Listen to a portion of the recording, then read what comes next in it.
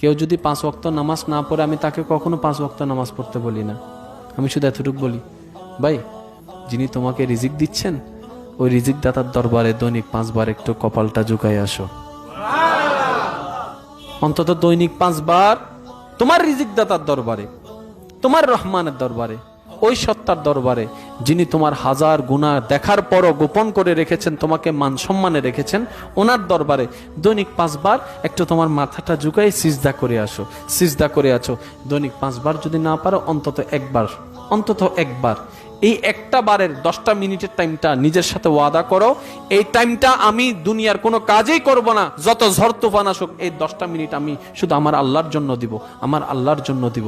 এইভাবে 10টা মিনিট দিয়ে 1 ওয়াক্ত নামাজ পড়া শুরু করেন।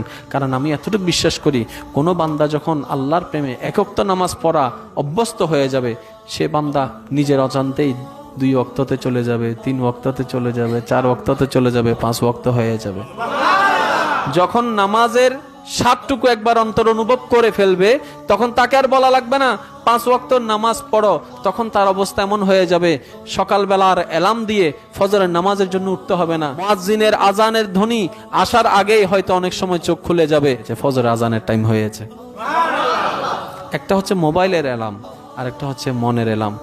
মনের অ্যালার্ম, তোমার কাছে 24টা ঘন্টা সময় আছে। 5 ওয়াক্ত নামাজকে যদি তুমি একটু মূল টাইম করে হিসাব করো, হয়তো 1 ঘন্টা 1 ঘন্টা 20 মিনিট মতো টাইম লাগছে।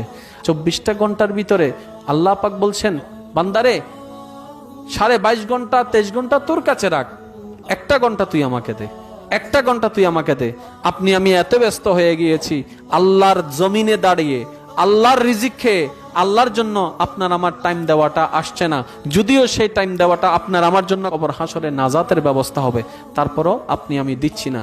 আল্লাহ পাক আমাদের সবাইকে মহাব্বতের জগতে বসবাস করার তৌফিক দান করুন।